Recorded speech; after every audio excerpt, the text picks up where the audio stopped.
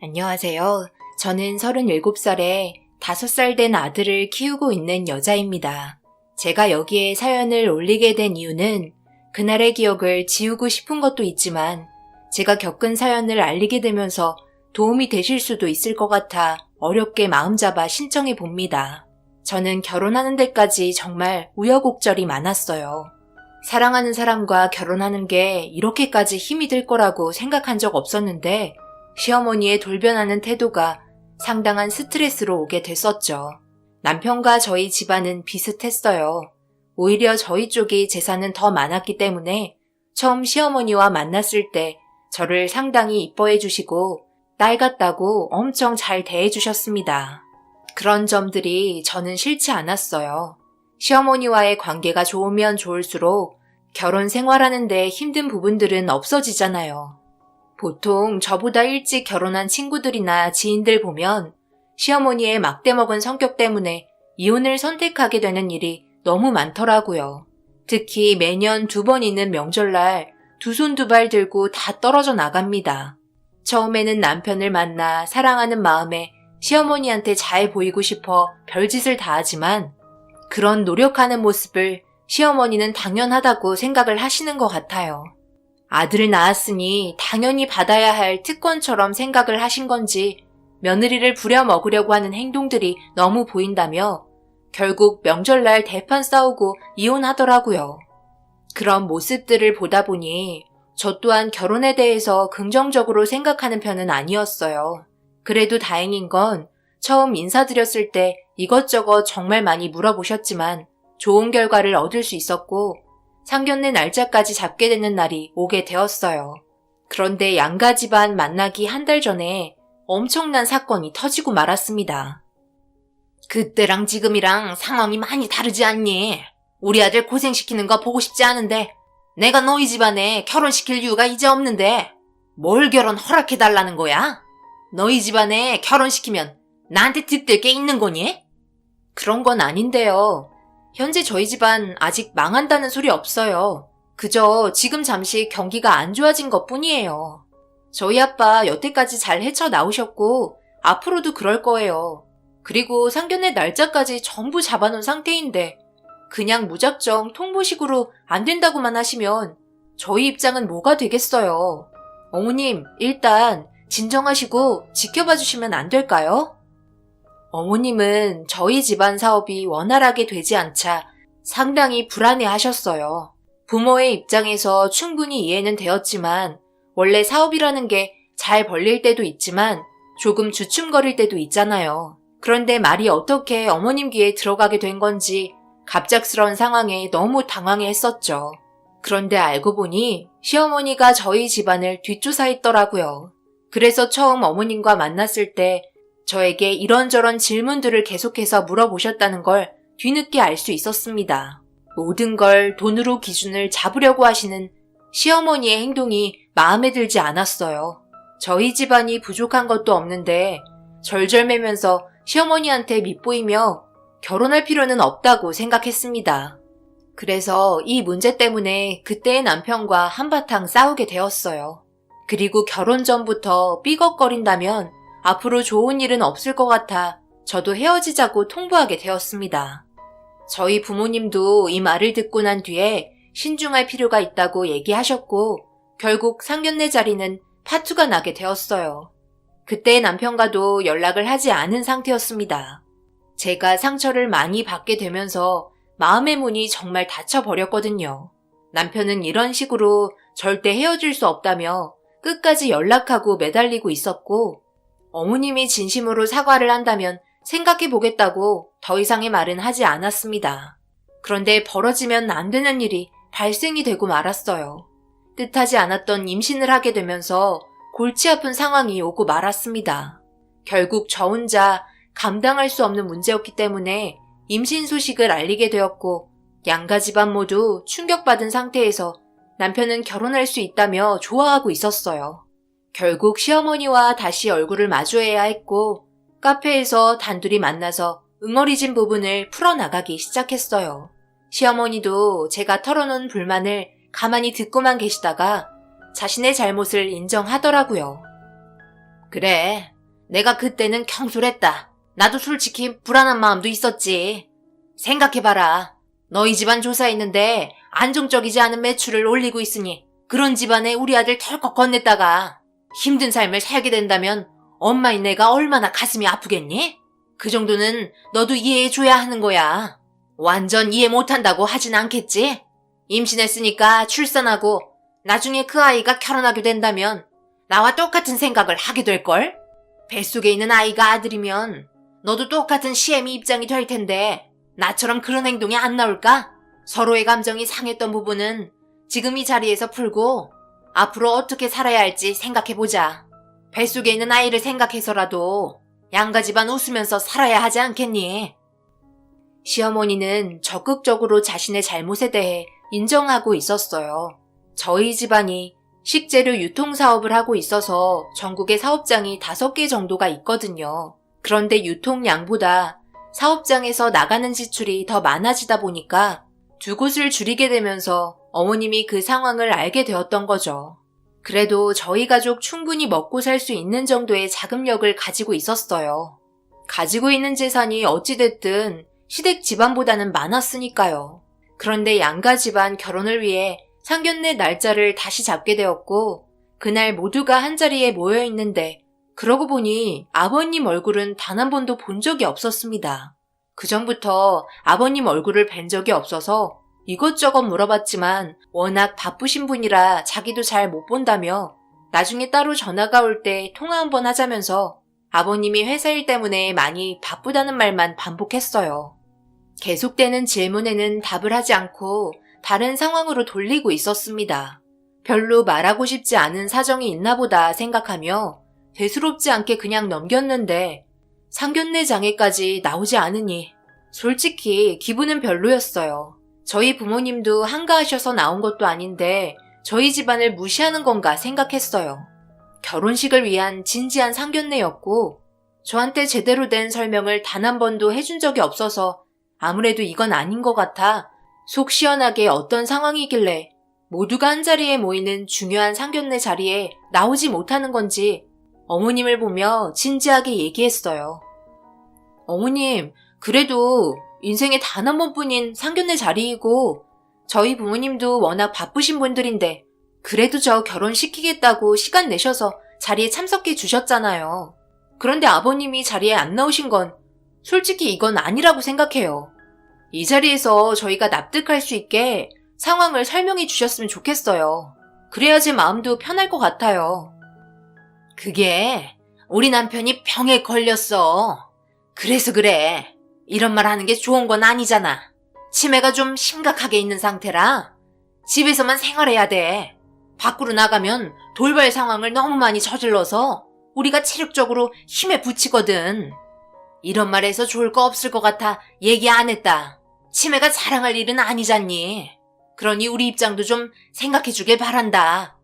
그래도 우리 아들이 모든 일을 이어받을 수 있어서 다행이지. 안 그랬으면 우리 집안 쫄딱 망했을 거야. 지금은 완전 자리가 잡혀있는 상태라 매출도 많이 상승한 편이지. 그 덕에 이렇게 이쁜 며느리도 볼 수 있잖아. 시어머니는 어색한 웃음으로 집안 상황에 대해서 저희가 이해할 수 있게 설명해 나갔어요.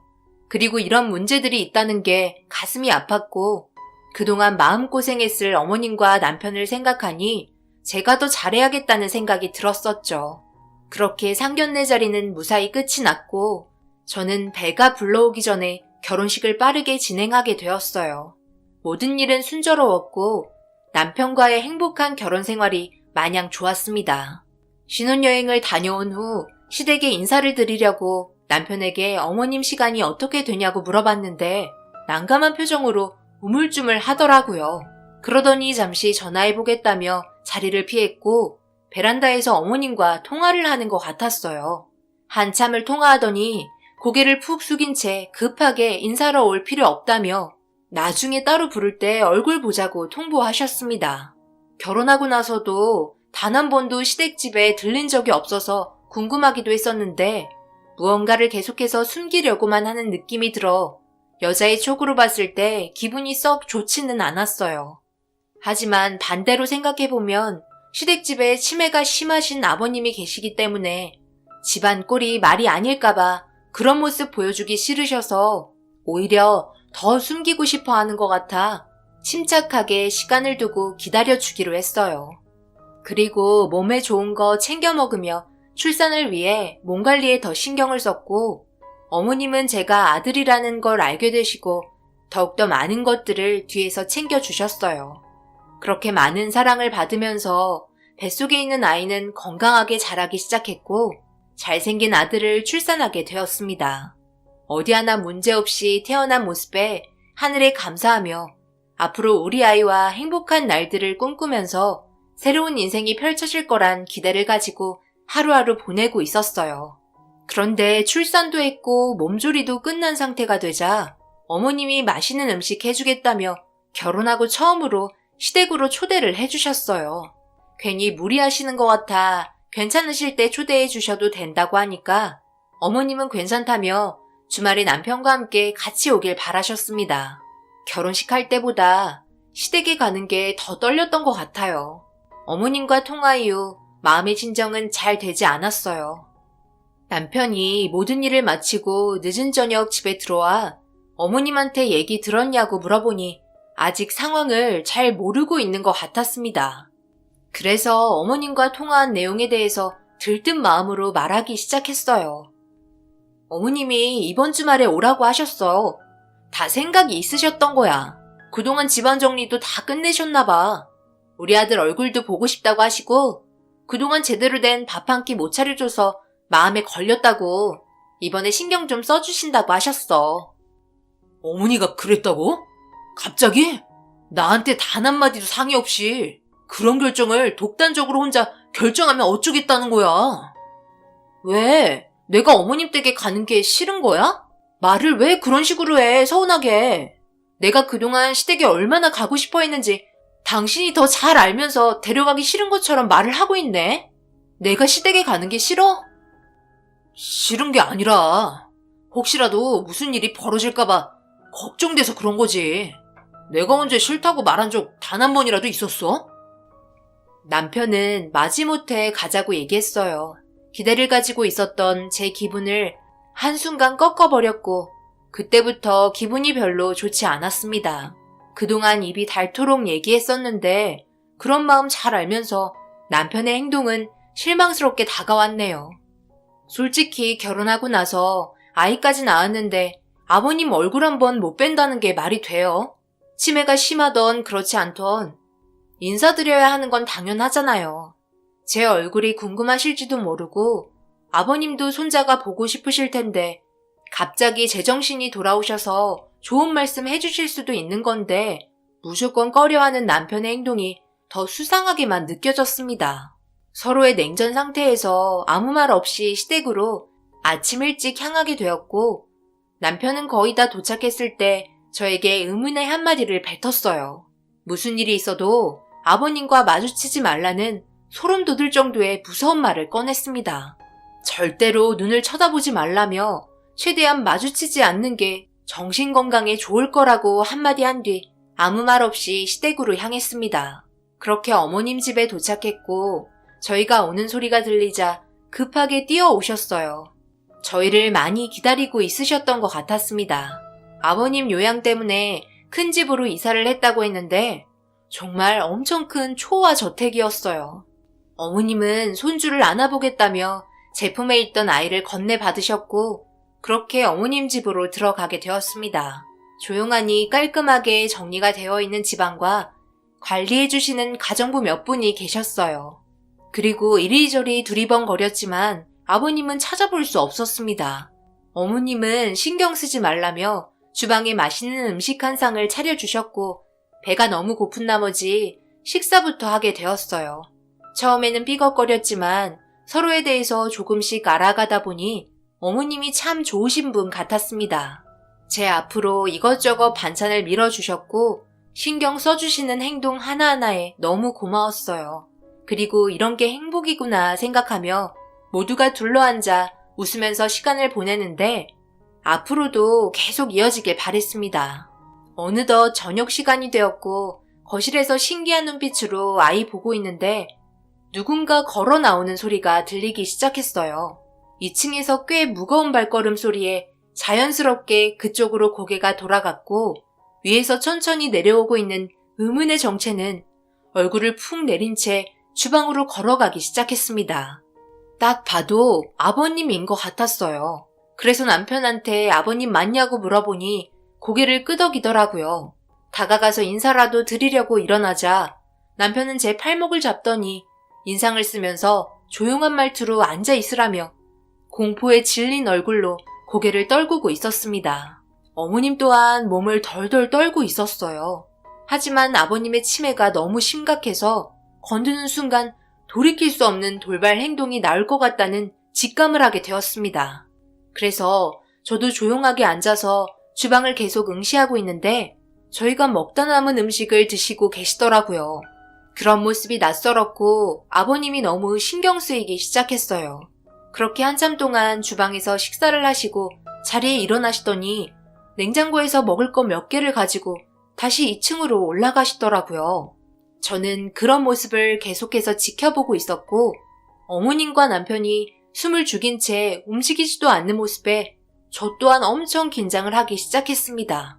그런데 아버님이 문을 천천히 닫으면서 저희가 앉아있는 곳을 뚫어지게 쳐다보고 있었고 저와 눈이 마주친 상태로 계속해서 바라보시더니 뒤늦게 문을 닫으셨어요. 문이 닫히는 순간 그제서야 숨을 쉴 수 있었어요. 아버님이 나오시는 순간부터 가족부분들까지 그 자리에서 가만히 서서 공포에 떨고 있었습니다.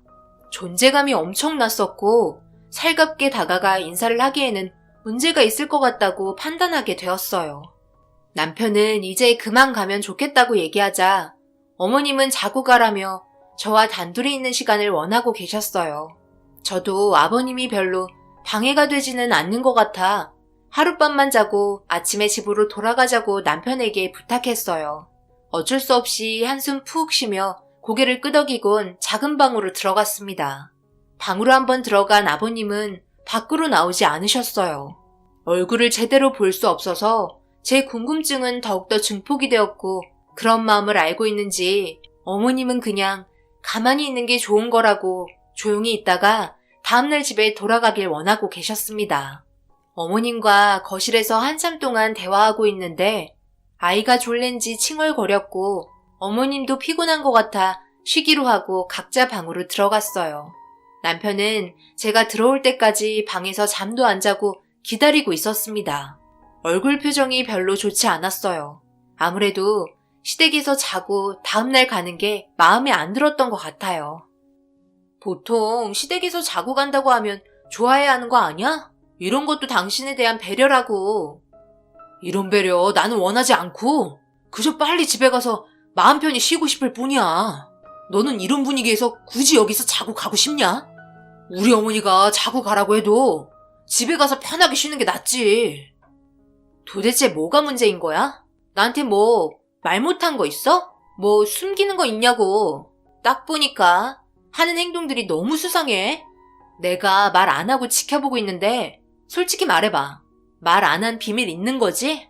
내가 봤을 때 아버님 아무렇지도 않는 것 같구만. 진짜 치매 맞아? 아무래도 내가 직접 얘기해보는 게 좋을 것 같아. 나도 이런 식의 분위기 마음에 들지 않는다고.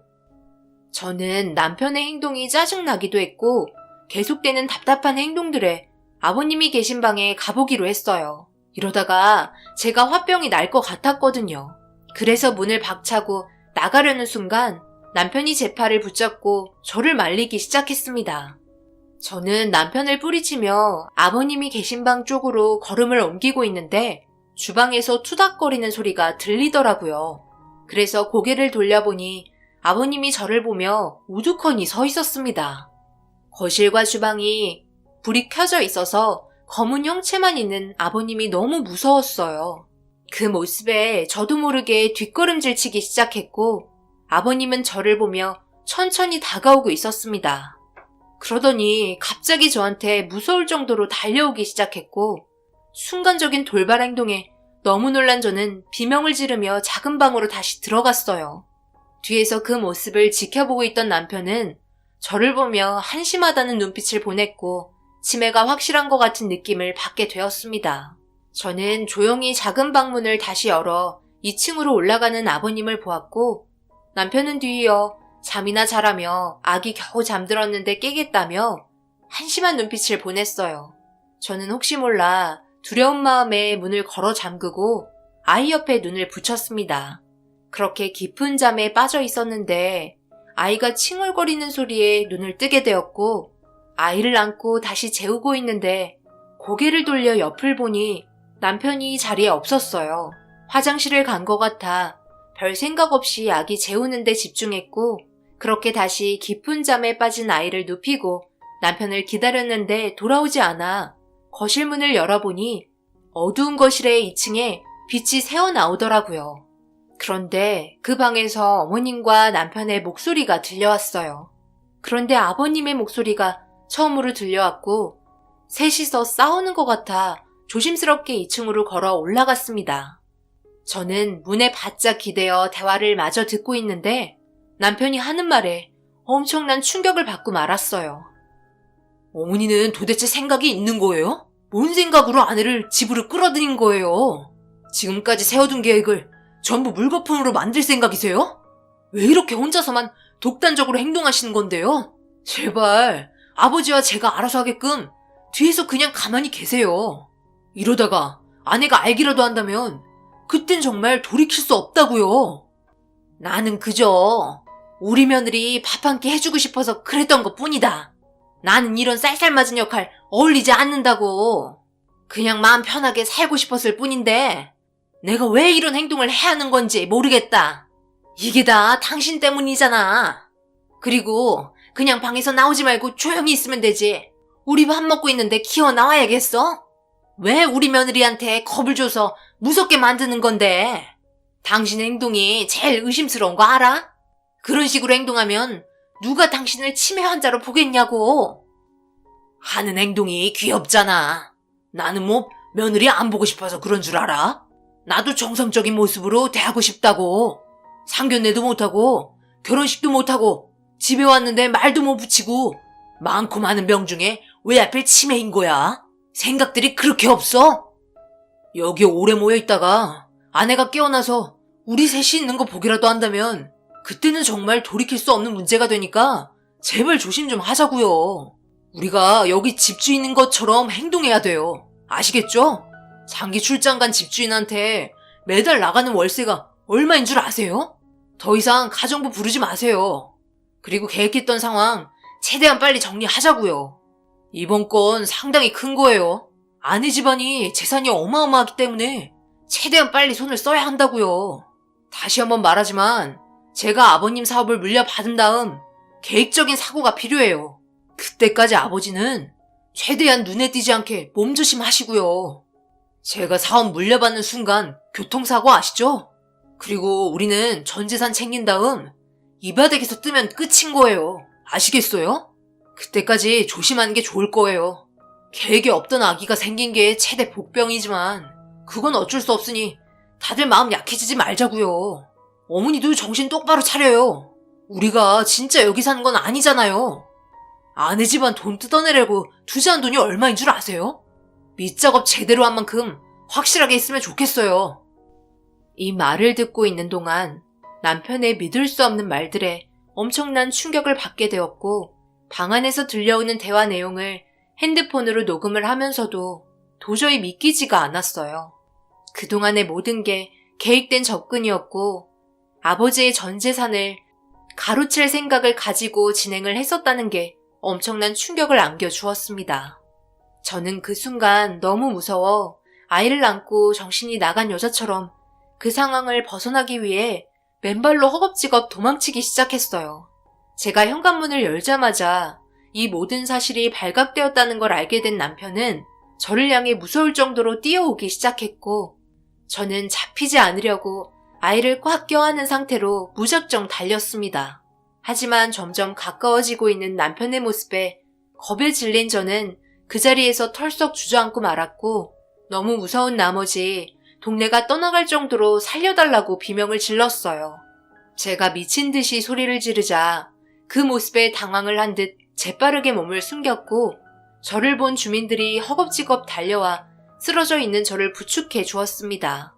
병원으로 데려다 주겠다는 주민들에게 경찰을 불러달라고 애원했고 몇 분 지나지 않아 경찰이 도착했습니다. 그리고 이 사실에 대해서 전부 설명을 한 다음 제가 도망친 집으로 향했는데 그 안에는 불이 꺼진 상태로 아무도 없었어요. 모두가 재빨리 도망을 친 상황이었고 경찰분들이 주변 일대를 수색하기 시작했어요.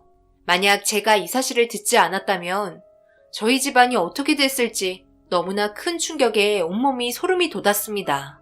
그렇게 한참 동안 주변을 돌아다니면서 찾아봤지만 그 사람들을 찾을 수가 없었고 이 사실을 저희 부모님께 모두 알리자 믿을 수 없다며 엄마는 쓰러지셨고 아빠도 정신적인 충격에 상당히 힘들어하고 있었습니다. 그리고 더 충격인 건 남편이 저에게 말한 신상은 전부 다 사실이 아니었어요. 모든 게 거짓이었던 거죠. 모든 걸 계획적으로 접근하면서 많은 돈을 사용했기 때문에 저희는 의심조차 하지 않았습니다. 그렇게 시간이 흘러가면서 범인을 계속해서 찾지 못하는 상황이 오자 저희 신변에 걱정이 되기 시작했어요. 불이익을 받을까봐 너무 무서웠었죠. 그래도 생활은 해야 돼서 부모님과 장을 보다가 아기 기저귀가 축축해서 화장실 들려 갈아준 다음 나오는 도중 갑자기 장인 화장실 문이 열리더니 저와 아이를 누군가 낚아챘어요. 저는 너무 놀라 비명을 지르려고 하자 급하게 마스크를 벗으며 제 앞에 나타난 사람은 다름 아닌 어머님이었습니다. 저는 그 모습에 너무 놀라 당장 경찰에 신고하겠다고 하니 저를 보며 눈물을 흘리면서 미안하다고 무릎을 꿇더라고요.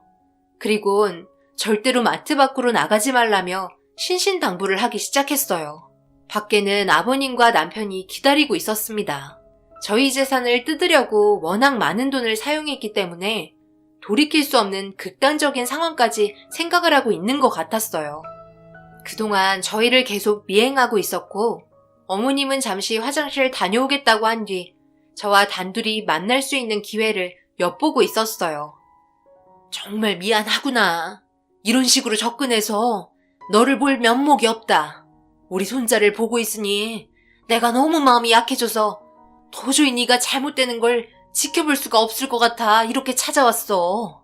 주차장에서 남편이랑 아들이 너희 가족을 기다리고 있다. 그러니 경찰에 신고해서 지금 상황을 마무리 지었으면 좋겠어. 우리 손자가 다치는 건 보고 싶지 않다. 내가 너한테 잘해준 것도 없고 그동안 마음 주지 않으려 했던 건 이런 상황들이 오게 될까봐 두려워서 그랬던 거야. 모든 진술은 내가 할 테니까 지금 당장 경찰에 신고하고 그 전까지 절대 나오면 안 된다. 알겠지? 미안한데 우리 손자 마지막 한 번만 안아봐도 되겠니? 이번이 마지막이 될 것 같아서 정말 미안하구나. 시민으로서 마지막 부탁이다. 어머님은 저와 아기가 다치게 될까봐 그게 두려워 몰래 저한테 접근해서 모든 사실을 알려주었어요. 그리고 어머님은 손자를 잠깐 안아보더니 눈에서 눈물이 흘렀습니다. 이런 상황이 너무나 가슴이 아팠던 것 같아요. 하지만 모든 계획은 너무나 나쁜 범죄였기 때문에 법적인 처벌을 받아야만 했습니다. 어머님은 오랜 시간 지체할 수 없어 다시 주차장으로 되돌아갔고 저는 그 자리에서 경찰에 신고를 하게 되었어요. 결국 시댁 집안은 전부 잡히게 되었어요. 어머님이 그동안의 범죄 사실을 전부 얘기하면서 상황은 종결되었습니다. 더 큰 문제는 그 전에 저희 말고도 이런 식으로 접근한 경우가 몇 번이나 더 있었고 그 계획에 당한 가족들은 전부 정상적인 삶을 살 수 없을 정도로 나빠진 상태였다는 걸 알 수 있었습니다. 결국 꼬리가 길면 밟힌다고 붙잡히긴 했지만 어머님의 결정적인 행동이 아니었다면 아마 저희도 무사하지 못했을 거예요. 현재 모두 다 징역을 살고 있지만 어머님이 마지막에 손자 한번 안아보겠다는 말이 제 머릿속에 계속 맴돌고 있네요. 이유야 어찌되었든 자신들이 저지른 범죄 행위는 충분히 받고 나왔으면 하는 바람입니다. 저희 가족을 지금 현재 살아있게 해준 우리 아이에게 고맙다고 해야 할 것 같아요. 가슴 아픈 일들이지만 다 털어버리고 새 삶을 살아야겠습니다. 앞서 말한 대로 결혼할 때는 정말 신중해야 하고 모든 걸 겉모습만 보고 판단하면 안 됩니다. 왜 사람들이 사기꾼들에게 속아 넘어가는지 알 수 있을 것 같아요. 범행을 저지르기 전에 정말 철저한 계획을 가지고 접근하기 때문에 알아차리기가 쉽지 않은 것 같네요. 제 사연 들으신 분들 또한 항상 조심하시고 무조건 의심부터 해보시기 바랍니다. 그게 손해보는 건 아니니까요. 신중해서 나쁠 건 없잖아요. 제 사연 들어주신 분들 항상 행복하시고 좋은 일 가득하시길 바랄게요. 감사합니다.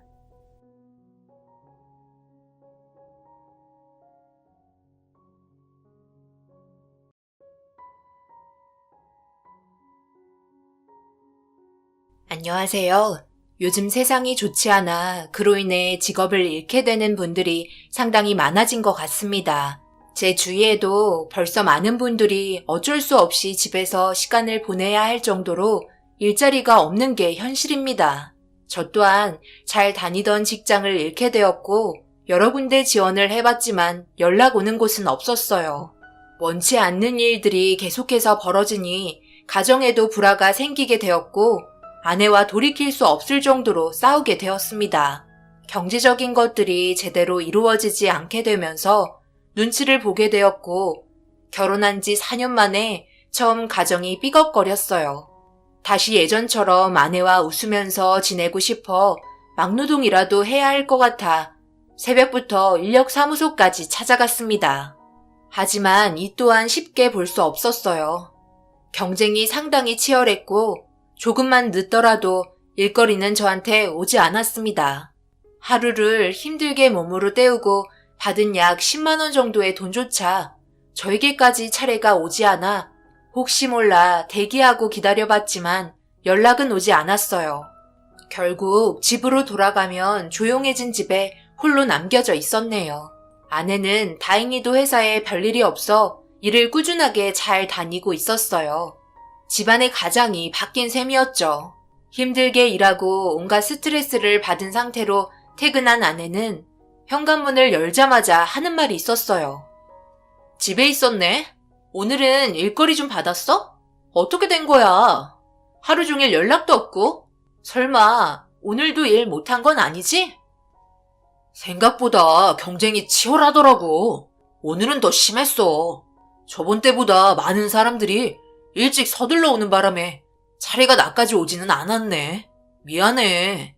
내일은 좀 더 일찍 나서도록 할게. 배고프지? 내가 당신 좋아하는 음식 좀 해놨어.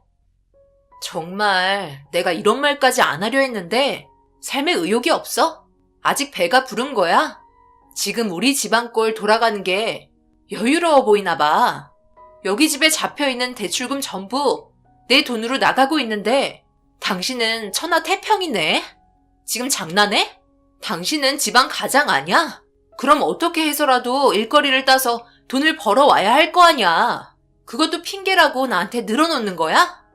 나 같으면 눈치 보여서 집에 있지도 못하겠다. 경쟁이 치열한 거 뻔히 알면 더 일찍 나가서 텐트라도 치고 기다려야지. 안 그래? 아내는 혼자 돈을 벌고 있다고 집에서 쉬고 있는 저를 보며 부당하다고 생각했는지 그날 있었던 스트레스를 저에게 전부 다 풀기 시작했어요. 그렇다고 제가 아내에게 할 수 있는 말은 전혀 없었어요. 집안의 가장이 아무 능력도 없었으니까요. 그래도 서운하긴 했어요. 결혼하고 나서도 정말 열심히 일했고 제가 원하지 않는 퇴사였는데 그런 부분들이 상당히 가슴 아팠죠. 그래서 아내와 감정적으로 계속해서 안 좋아졌고 결국 이혼까지 하게 되는 일이 벌어지고 말았습니다. 조만간 좋아질 거라며 이혼만큼은 안 된다고 애원했지만 아내는 혼자서 모든 짐을 짊어지기 싫다며 대출금 또한 혼자 갚아 나가는 게 부담스러웠는지 저와의 인연을 마무리 지으려 온갖 막말을 퍼붓더군요. 저를 사랑해서 결혼했던 여자가 맞는지 의문이 들 정도로 변해버렸어요. 좋게 좋게 얘기할 때 그냥 이혼하면 되지. 추잡스럽게 이런 식으로 나와야 되겠어? 가뜩이나 없어 보이는 거 아예 바닥까지 찍으려고? 뭘 그렇게 애원해? 능력도 없는 남자와 한평생 어떻게 살아? 내가 당신이랑 결혼해서 평생 빚만 갚다가 인생 끝내려고 이 세상에 태어난 줄 알아? 날 붙잡는 건 완전 이기적인 행동인 거 알지? 당신 길거리에 나 앉을까봐 그게 걱정돼서 지금 나 잡으려고 하는 거잖아. 양가 부모님한테 쪽팔리니? 더 이상 말 들어주고 싶지 않으니까 도장 찍어. 정말 너무한 거 아니야? 사람은 누구나 다 어려운 일이 찾아오기도 하는 거야. 얼마나 지혜롭게 헤쳐나가냐, 그게 중요한 거지. 당신은 나랑 함께 살아온 세월 아무렇지도 않은 거야? 아직도 나를 몰라? 4년 동안 명절 때 빼고 단 하루도 쉬지 않았어. 빨리 대출빚 갚고 당신이랑 여유롭게 살고 싶어서. 그런데 내 마음은 몰라주고 지금 당장 힘든 일들만 생각하면 그게 맞는 거야? 이력서 정말 많이 넣었으니까 조만간 연락 올 거야. 그러니까 너무 극단적으로 생각하지 마. 시간을 두고 마음의 여유를 가졌으면 좋겠어. 우리 이혼만큼은 하지 말자. 양가 부모님 좋아하시겠어? 당신 아직까지 나 사랑하잖아. 우리 부모님께 벌써 말 다 해놨어. 이혼하라고 내 말에 존중해 주더라고. 이 문제는 감정적으로 버틸 문제가 아니래. 현실을 보라고 얘기하셨어. 한 번뿐인 인생 낭비하지 말라고 하시던데? 그리고 나 당신한테 마음 떠난 지 오래야. 더 이상 말 섞기도 싫으니까 빨리 도장 찍어. 나도 일 처리하는 거 상당히 귀찮거든? 더 이상 서로 상처 주지 말자. 알겠지? 아내와는 더 이상 대화를 이어나갈 수 없었고 장인어른과 장모님이 아내의 편을 들어주면서 상황을 더 악화시킨 거에 대해 화가 많이 난 상태였습니다. 그렇다고 제가 난리치면 좋아질 게 뭐가 있겠어요. 현실은 아무런 능력 없는 나이만 먹은 백수인데요.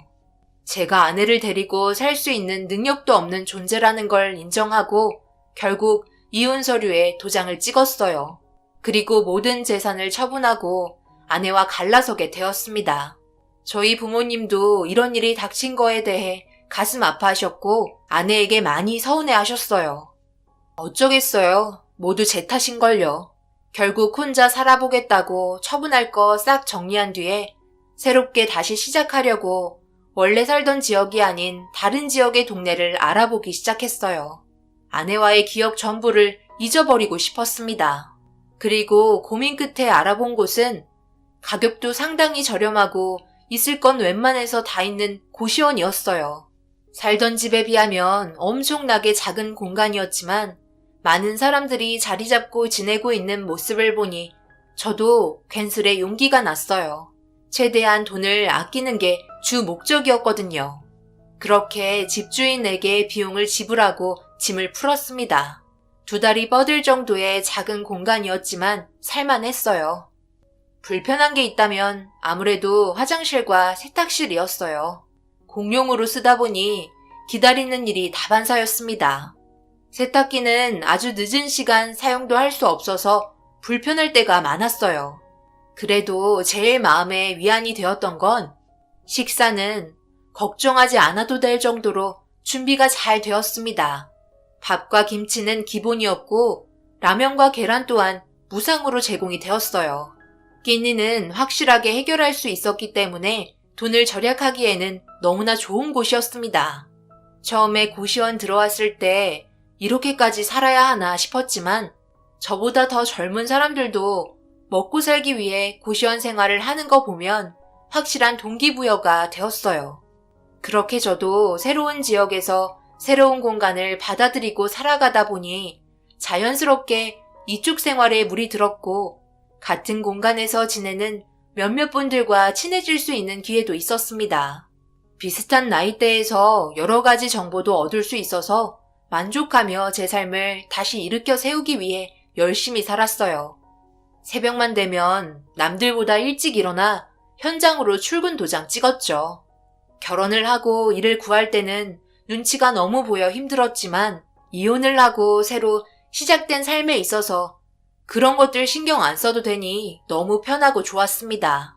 그렇게 한 달쯤 지났을 시점에 식당에서 라면 하나를 끓이고 있는데 저를 빤히 바라보고 있는 시선이 느껴져 뒤를 돌아보니 집주인분께서 이상한 눈빛으로 바라보고 있었어요.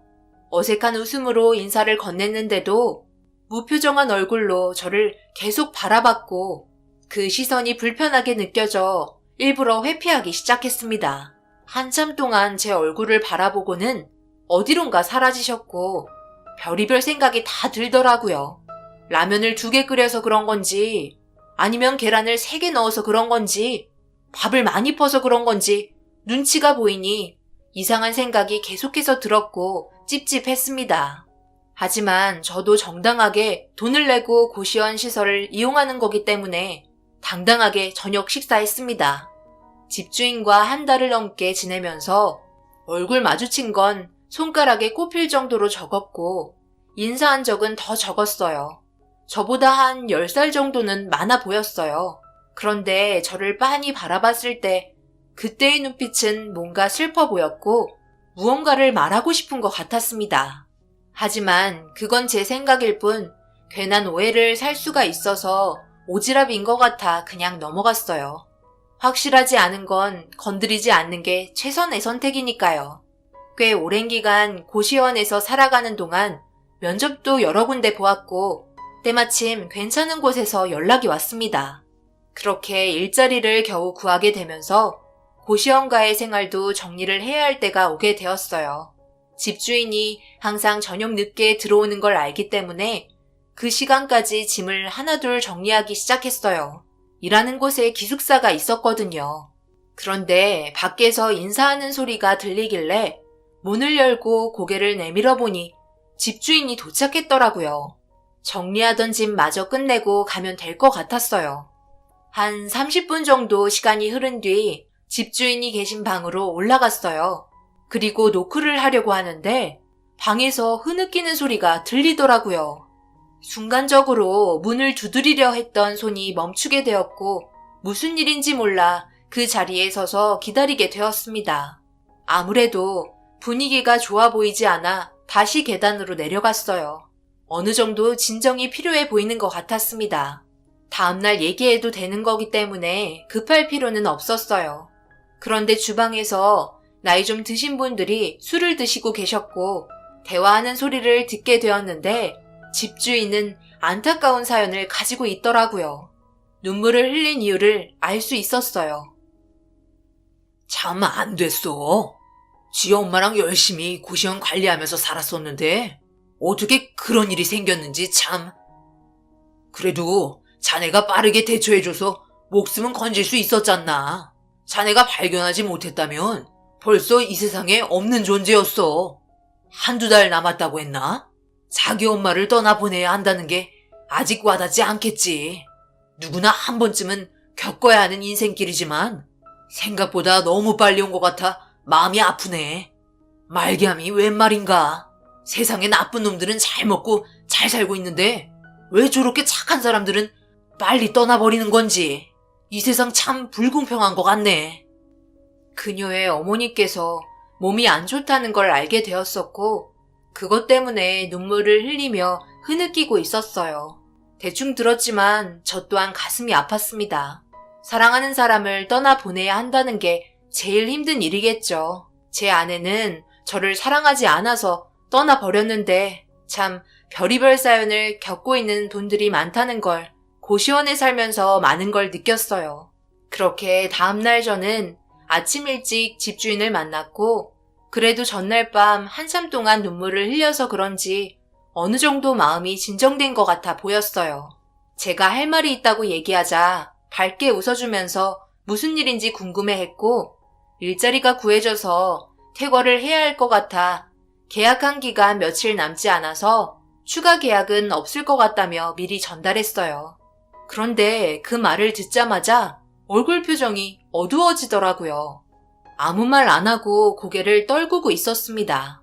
무슨 고민이 있는 게 분명했지만 제가 전달한 말에 알겠다며 수긍했고 집주인은 마저 하던 일을 끝내려고 몸을 돌렸어요. 저도 어색한 분위기를 느끼며 계단을 내려가 방으로 들어왔습니다. 그리고 다음 날부터 출근해야 될 회사에서 전화 한 통이 왔고 준비해야 될 물건들과 서류들에 대해서 대화를 하고 있었어요.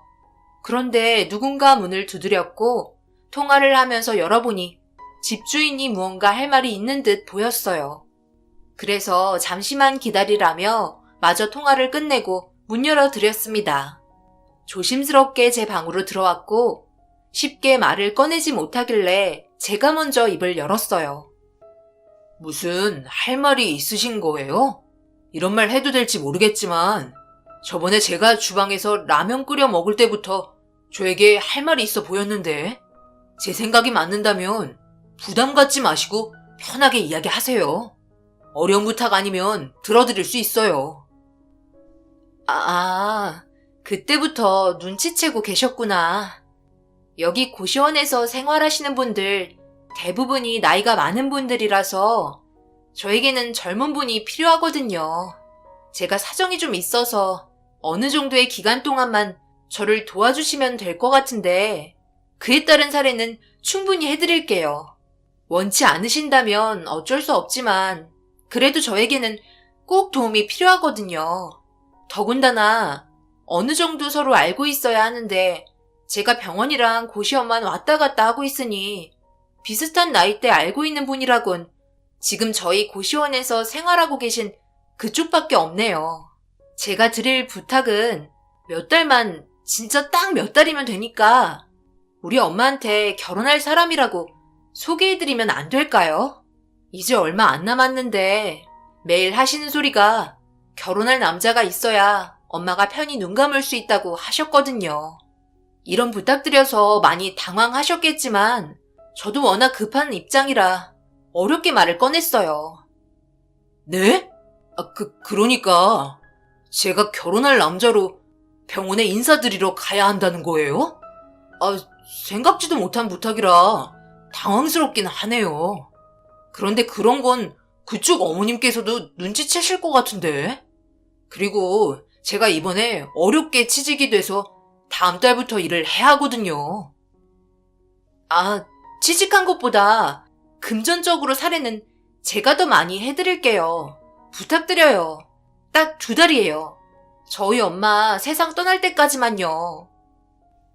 그리고 여자가 저에게 흰색 봉투 하나를 건넸고 조심스럽게 건네받아 봉투 안에 있던 내용물을 확인해 보니 안에 들어있던 건 돈이었어요. 계약금이라며 1,000만 원이 들어있었습니다. 그리고 엄마가 세상 떠날 때까지 함께 있어준다는 조건과 혼인신고까지 해야 된다는 것까지 해서 나머지 2억 9천을 주겠다며 엄청난 조건을 내밀었어요. 그 말을 듣는데 한참 동안 집주인을 바라봤어요. 얼마나 간절했으면 거절하기 힘들 정도로 큰 돈을 건네는 건지 그때 엄청 당황스러워했죠.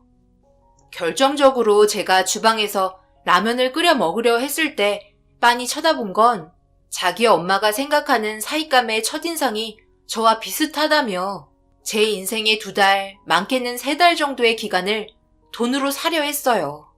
정말 많은 금액이었고 저는 거절할 이유는 없었습니다. 그녀에게는 솔직하게 얘기했어요. 전에 결혼을 한 번 했었지만 이혼한 지 얼마 되지 않았다며 괜찮냐고 물어봤어요. 하지만 그녀는 그런 것들은 전혀 문제 삼지 않았습니다. 그렇게 그녀가 원하는 부탁을 들어주기로 결정하게 되었고 처음으로 그녀의 어머님을 뵐 수 있었어요. 상태는 정말 상당히 심각해 보였습니다. 제가 봤을 때 2달이 아닌 1달도 버티지 못할 정도로 위태로워 보였어요. 그녀는 엄마를 부르며 자기 왔다고 힘들어 보이는 어머님을 깨우기 시작했고 눈을 떠 고개를 돌려 그녀를 바라보며 웃고 있었습니다. 그런데 저와 눈이 마주치게 되면서 눈빛으로 누구냐고 물어보고 계셨어요. 그녀는 갑자기 저에게 팔짱을 끼더니 좋은 남자라며 자기에게 엄청 잘해주고 많은 사랑을 주고 있다고 말하기 시작했어요. 어색한 웃음으로 어머님께 인사를 건넸고 저를 바라보고 있던 눈빛은 온화해 보이셨어요. 대화를 할 수 있는 상태는 아닌 것 같아 저 또한 그녀가 부탁한 조건에 최선을 다하기 위해 어머님 손을 잡아주며 몸 회복하시는데 힘쓰라며 위로해 드렸습니다. 그리고 걱정스러워 하실까봐 제가 그녀의 눈에 눈물 흘리지 않게 지켜주겠다며 안심시켜 드렸어요. 어머님은 저를 바라보며 제 손을 꽉 잡더니 잘 부탁한다는 듯한 표정으로 답해 주셨어요. 그렇게 한참 동안 병실을 지키고 있었고 늦은 시간 저희는 고시원으로 돌아올 수 있었습니다. 집으로 돌아오는 동안 그녀와 저는 서로 아무 말도 하지 않았어요.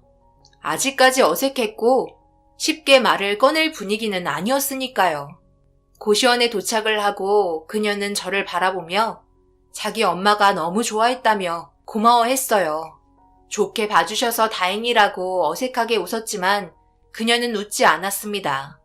순간 뚝 끊기는 정적과 함께 각자의 방으로 들어갔고 이런저런 많은 생각들이 들더라고요. 사랑하는 사람을 위해서 뭐든지 하려는 그런 모습을 보니 저도 나중에 비슷한 상황이 생기면 그렇게 할 수 있을지 의문이 들었어요. 그날 하루가 고됐는지 금세 잠이 들었고 저는 그녀와 함께 거의 매일을 어머님이 계신 병원을 찾았습니다. 그런데 그런 반복된 일상을 가지다 보니 저에게 한 가지 문제가 생기기 시작했어요. 순간순간 착각하기 시작했죠. 그 이유는 그녀가 부탁한 혼인신고를 하고 난 이후부터 저도 모르게 좀 더 적극적으로 어머님에게 다가간 것 같아요. 제가 진짜 사이가 된 것 같은 느낌이 들었죠. 혼인신고만 했는데 그 뒤를 따르는 책임감은 다르게 느껴졌습니다. 어차피 해야 하는 거 최선을 다해 2달의 기간 동안 사이로서 최선을 다했고 어머님은 저와 그녀의 사이를 계속 지켜보고 싶으셨는지 2달이 지나고 3달쯤 되었을 때 눈물을 흘리며 제 손을 꽉 잡고 세상을 떠나셨습니다. 그런데 그 3달이라는 기간이 정말 짧은 시간인데 벌써 정이 들어버린 건지 어머님이 떠나실 때 감정이 수그러들지 않아 많은 눈물을 흘렸어요. 그녀 또한 오열하며 정신적으로 힘들어하고 있었죠. 그렇게 장례식까지 모두 끝이 나고 그녀와 저와의 계약은 종결이 되었습니다. 고시원에 도착해 각자의 방으로 들어가려 하는데 나머지 잔금을 주겠다며 정리되는 대로 올라오라는 말에 고개를 끄덕였고 옷을 갈아입고 그녀의 방 문을 두드렸습니다. 그녀는 계속해서 눈물을 흘렸는지 눈시울이 붉어져 보였어요. 그렇게 방으로 들어가 소파에 앉아 이리저리 고개를 돌리며 집 구경을 하고 있었습니다. 아, 죄송해요. 요즘 너무 힘들어서 집 정리를 제대로 하지 못했어요. 많이 지저분하죠? 이제 할 일도 다 끝이 났으니 다시 새롭게 시작하는 마음으로 고시원도 정리하려고요. 저도 저만의 시간이 좀 필요한 것 같아요. 그리고 이거 나머지 잔금이에요. 그동안 정말 고생 많으셨어요. 밤낮 안 가리고 저희 엄마 간호해 주셔서 많은 도움이 된 것 같아요. 전혀 돈 아깝다고 생각해 본 적 없고 정말 사이처럼 저희 엄마 대해주셔서 감동받았었어요. 함께 했던 기억 절대 잊지 못할 거예요. 감사했습니다. 그녀의 목소리에서 많은 떨림이 느껴졌어요.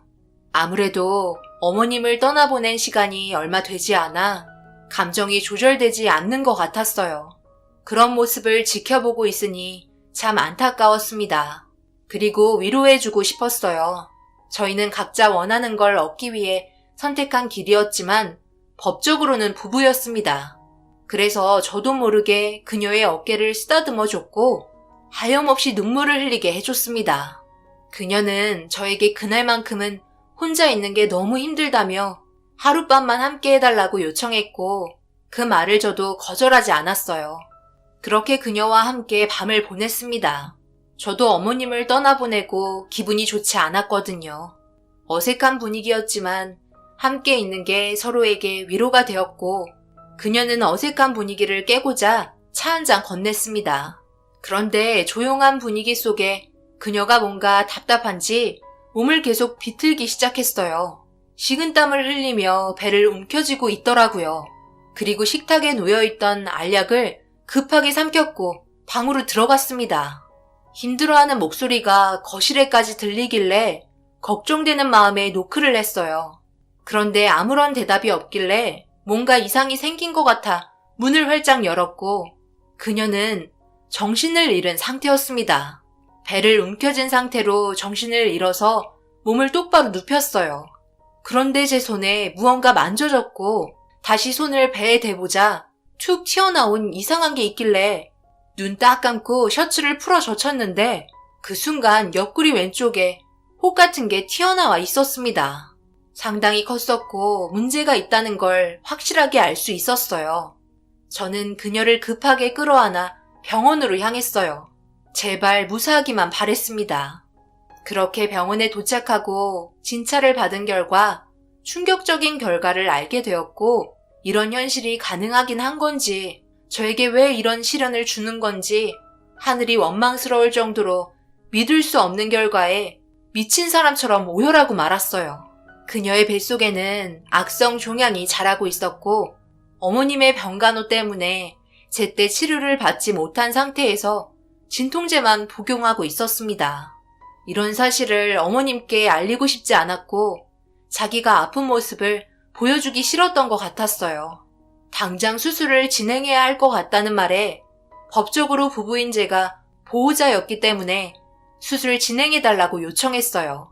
그렇게 그녀는 6시간의 대수술을 하게 되었습니다. 다행히 결과는 좋으나 다른 곳으로 전이가 된 상태이기 때문에 차후에 다시 한번 수술을 해야 한다며 너무 무식할 정도로 병을 키웠다는 말을 들을 수 있었어요. 마취에서 깨어났는지 비몽사몽한 눈빛으로 저를 바라보고 있었고 그 모습을 보고 있자 저도 모르게 그녀를 끌어안았습니다. 모든 게 괜찮아질 거라며 좋은 결과 올 거라고 안심시켜 주었어요. 그런데 갑자기 누군가 뒤에서 저를 부르더라고요. 그래서 고개를 돌려 뒤를 돌아봤고 저를 부른 사람은 다름 아닌 전처였습니다. 여기서 지금 뭐해? 분위기 보니까 벌써 3살님 차린 거야? 대단하다. 가진 거 쥐뿔도 없는 남자가 여자는 좀 꼬이나 봐. 그래도 그렇지. 병든 여자는 아니지 않나? 나 때문에 너무 충격받은 거야?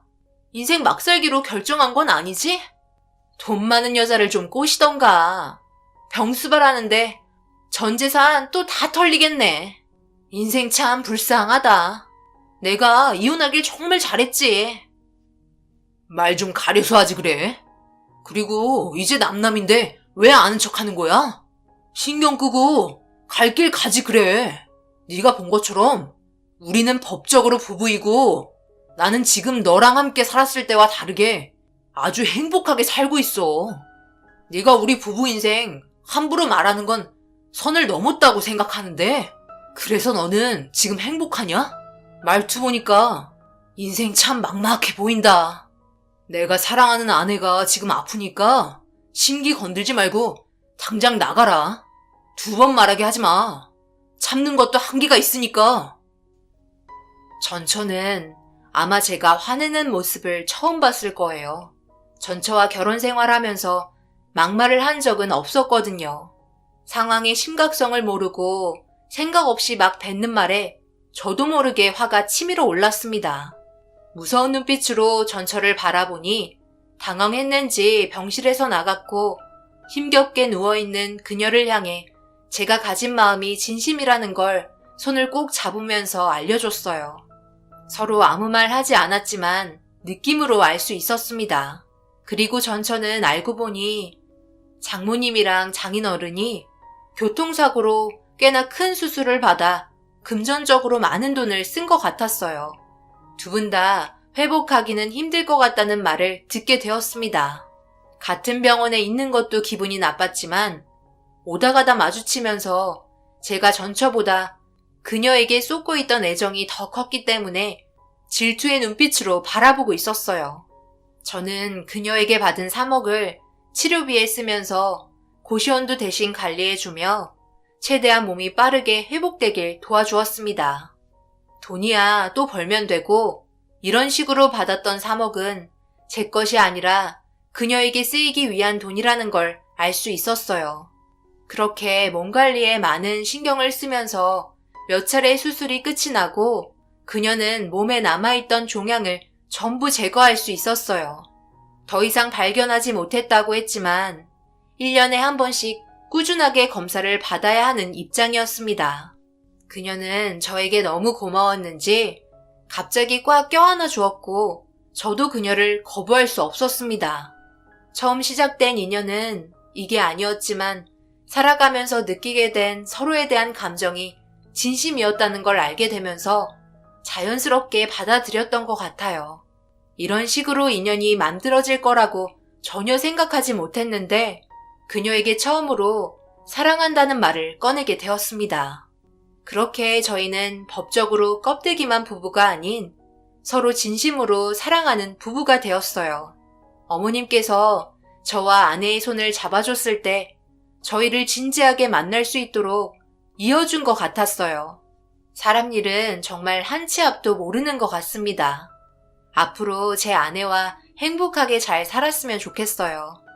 아프지 않고 제가 옆에서 지켜주며 최고의 남편이 되기 위해 열심히 살아갈 겁니다. 저희 부모님께도 그동안 있었던 일에 대해 전부 말씀드렸고 저희를 진심으로 축복해 주셨어요. 여러분들께서 저희 부부를 어떻게 생각하실지 모르겠지만 좋게 봐주신 분들이 계시다면 12월 마지막 날 새해에는 좋은 일만 가득할 수 있도록 위로와 좋은 말씀 많이 해주셨으면 좋겠어요. 여러분들께서도 오늘 하루 마무리 잘 하시고 새해에는 하시는 일 뭐든지 잘 해결되셨으면 좋겠습니다. 감사합니다.